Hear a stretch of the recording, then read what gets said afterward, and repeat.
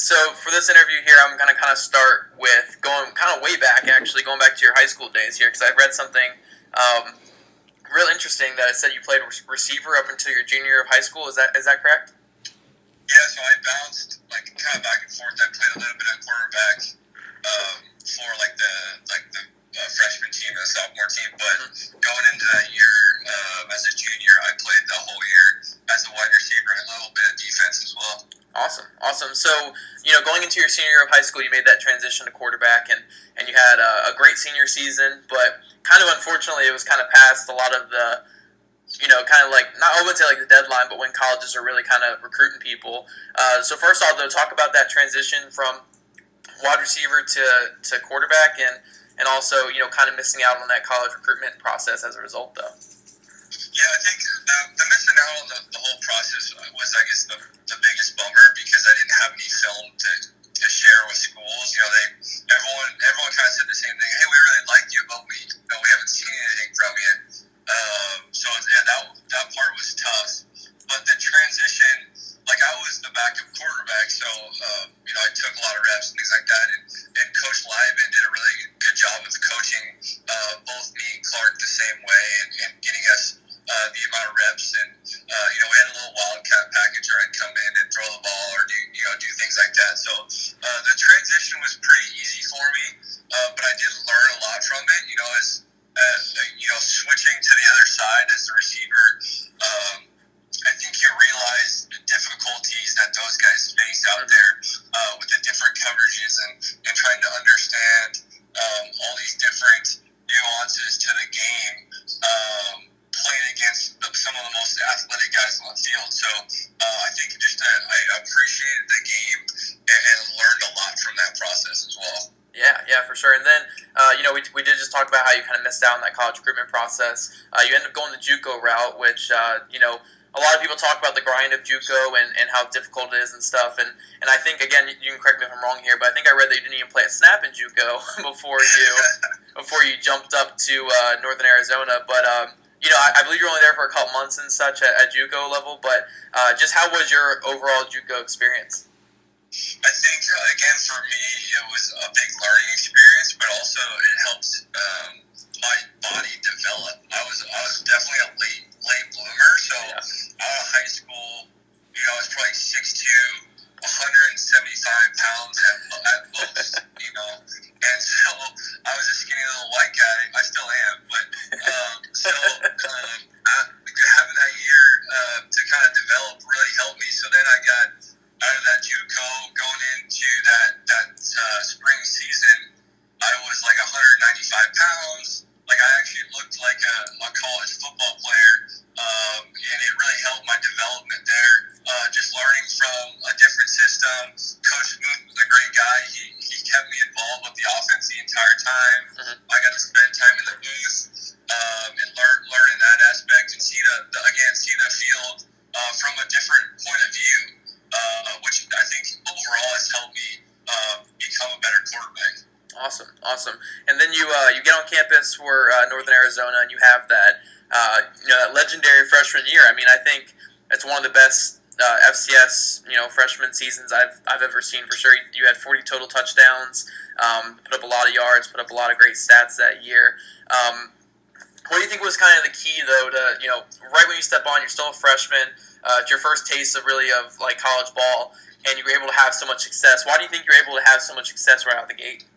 Well, I think first off, we had a pretty veteran group around me, so it made it easy for me to focus on what I needed to do as a freshman, and that was get the playmakers the ball. So, we had a superstar in Emmanuel Butler, a senior tight end that knew exactly where he needed to be, a senior running back, a pretty veteran offensive line.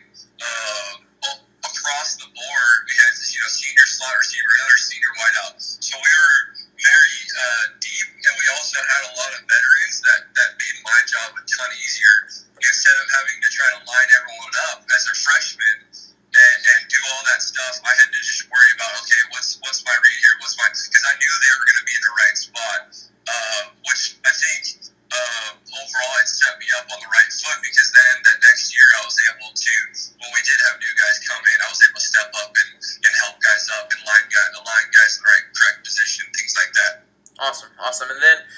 next couple of years weren't exactly according to plan. Obviously, nobody really accounts for injuries and such. But you had your kind of rough go with injuries in your arms, I believe, is where they were. Broken collarbone, I believe. So you had a couple injuries there. What would you really say that you learned from the injuries? Because nobody ever really wants to sit out and not be on the field with their team. But what did you really take away from that time injured and really learn from those experiences? I think for me it was how precious and how much I appreciate the game. I think until you have the game taken away from you, it's hard to appreciate its full value. And I think that was something, especially going through it for the first time, not playing a sport.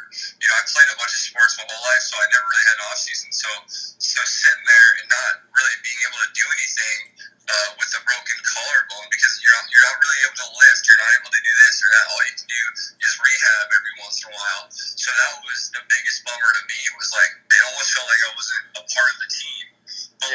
But what was great about NAU was they were so supportive in that process that it made it easier. It was a tough couple weeks, but then our training staff and our strength coaches, they were all so positive with me, and it really helped me through that process.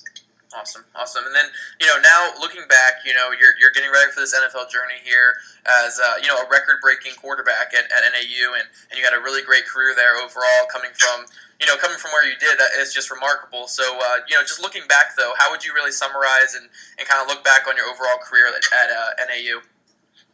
A lot of ups and downs with the injuries, and I think I wish I could have brought a championship, Big Sky championship to the school. We're one game short, 2 years, my freshman year, and what was it? I don't even know what it was. My sophomore redshirt junior. I don't know which one it was. One of those ones. Looking back, I think that was the one thing I wish I could have brought to the school. But I'll always remember NAU because they were the only school to ever, to believe in me. And they're the first team to really, provide those relationships for me, and a lot of my best friends and things like that. So just looking back, I wish I could have given more to the school. It's weird kind of saying that because I broke my collarbone twice, but I wouldn't change a thing for the world because I learned so much there. Awesome. And then one big thing that I like to ask college quarterbacks, is especially in your case because it's very very unique. You didn't really play a lot of quarterback in high school. You didn't play like the whole way there in high school and such. So how would you really say that NAU, like their coaches and the overall team, really helped you grow as a quarterback? Like what areas do you really feel like you grew the most as a quarterback in your 4 years?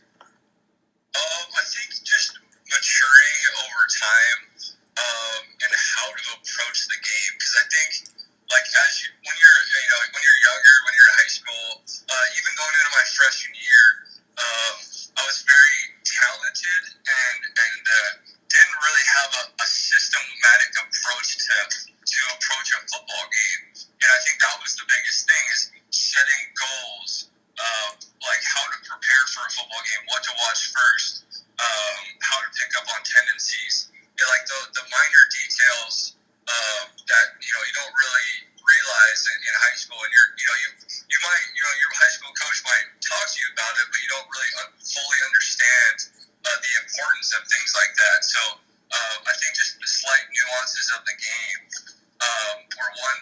That was the big thing for me, just how to approach it and things like that. Yeah, for sure. Those college coaches, from all level of the sport, they just know so much, and it's insane when you get to talk to them and get to the film room with them. Just a few more questions here for you. One thing that you were great at in college is keeping your interception numbers down. I mean, I don't think you were over 10 interceptions a season at all in your college career, and that's just outstanding, especially at the FCS level. So what do you think was really the key to keeping those interception numbers down? Because it's not like you were a passive quarterback by any means. You threw for a lot of yards, a lot of touchdowns. What do you think was kind of key to keeping those interception numbers down?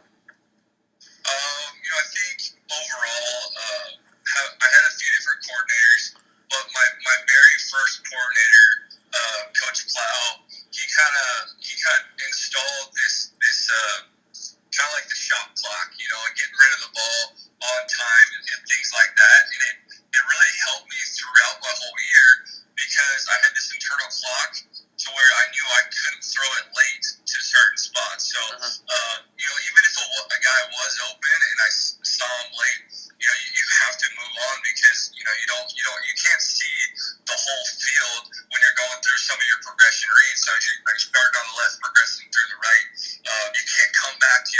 throw the ball late over the middle. So it was something that I learned through that first coordinator, and also the next two I had did a great job of reinforcing as well. Is not forcing the ball, but not coming back late over the middle or late over this, because we're gonna go deep, 10, 12 times a game. There's gonna be other opportunities to make plays. You don't need to force them early on in the game. And I think that's one contributing factor to why I didn't have a lot of interceptions.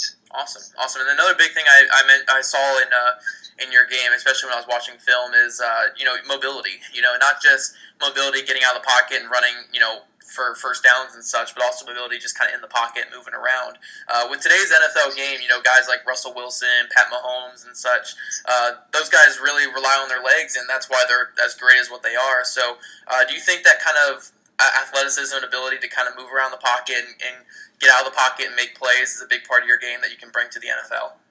Yeah, absolutely. And I think overall, it's something where even if you're not out of the pocket, it's your ability to create space and make plays. Because the defensive line, it feels like every year you're getting a first round guy that's even better than the next. Chase Young and the Watts, and the Bosa brothers and things like that. You have all these great pass rush players. You have to be able to, as a quarterback, help your offensive line out. First, being on time, but then also when you need to create space in different ways to help throw off that defensive line and help your offensive line out. And that's something that definitely I've learned a lot through the year. We've had plenty of different guys play on the offensive line at NEU, and sometimes mistakes happen where you do have to create space, and that's something that's definitely prevalent at the next level. Yeah, for sure, absolutely. And then a couple more questions here.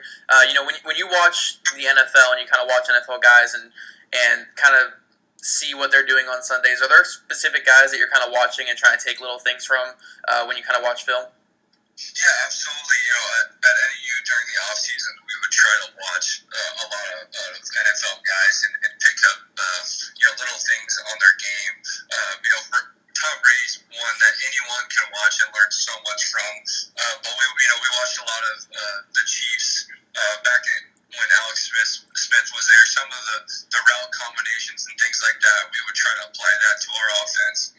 Or one thing Aaron Rodgers used to do is incorporate the check down into kind of his progression. So that's something that through your progression reads, if they're just going to forget about your check down, go ahead and bring that down, because at NU we had an explosive running back that can make plays. I could probably count 6 or 7 times where I threw a ball to Joe Logan and he took it for 20, 30 yards downfield.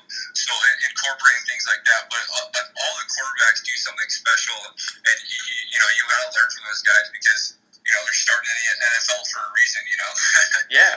Yeah, for sure, man. So I got one last question for you though here. You are coming off college here where you had a couple injuries here and there, but super productive, really successful college career. But you're kind of looking at this draft class, and you don't really hear your name thrown out there too much with a lot of the draft players and stuff like that, which is kind of expected from an FCS quarterback. But I do kind of want to ask you here, if my team were to spend a draft pick on you in this class, what would I just be bringing into my locker room and also just to my football team, my football field? I think for me, it's consistency and effort in everything I do. And I know being an FCS guy, it's not looking like I'm going to be the guy that's going to be, hey, he's going to be our starter this year. But at the same time, if I'll do what it needs to be done. So if that's running scout team, if that ends up being the starting quarterback, I just want to help the team win. And that's one thing. I am a super competitive guy, and I love winning. So even if I'm sitting there as that backup quarterback or as that scout team quarterback, I'm just trying as hard as I can, because I understand that every player has a role on a team, and it's very important to realize that the scout team looks and things like that are very important, and would love to eventually make that transition to a starting quarterback, but I realize everyone's got to start somewhere. So for me, it's that just consistency and effort in the game. Awesome, man. Awesome.